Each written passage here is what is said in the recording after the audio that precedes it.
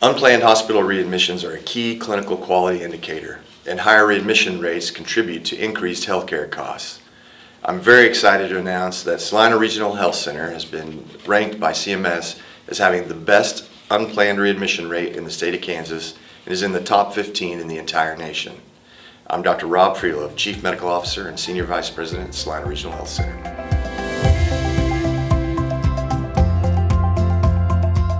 Well, Dr. Freelove, thank you so much for joining us today, and congratulations to Salina Regional Health Center on being ranked #1 nationally and 15th in the nation on the CMS readmission rates.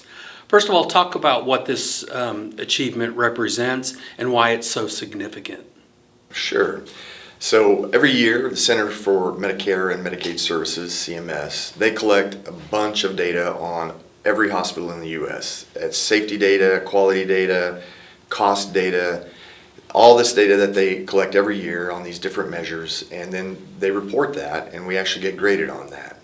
Well, one of those measures is readmission rates, and that's an important number. I mean, it really what it reflects is that not only are you providing good care and getting those patients well enough to go home from the hospital, but you're doing it in a way that means that they don't have to come back to the hospital. Can you explain some key areas that played a role in us reaching that level of success? It is almost from the beginning to the end that almost everybody who touches a patient or interacts with the patient plays a role.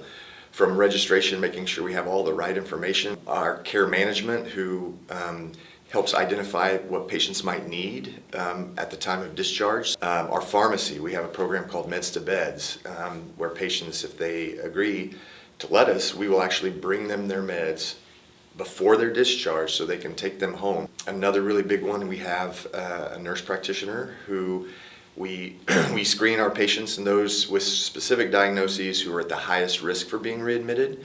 We actually have her go to a home visit in their home within 3 to 5 days of being discharged to make sure they have their medicines, they have their equipment, they know what they're doing. It's our nursing staff in the hospital calling our outpatient providers and making sure that patients have close follow-up. So it's been a monumental effort that really has touched almost every single department, both in the hospital and in the outpatient setting. And it's paid off. I mean, you asked about the importance. The best in the state and in the top 15 in the country, not the top 15%, the absolute number, the top 15 in the entire country. That's quite an accomplishment.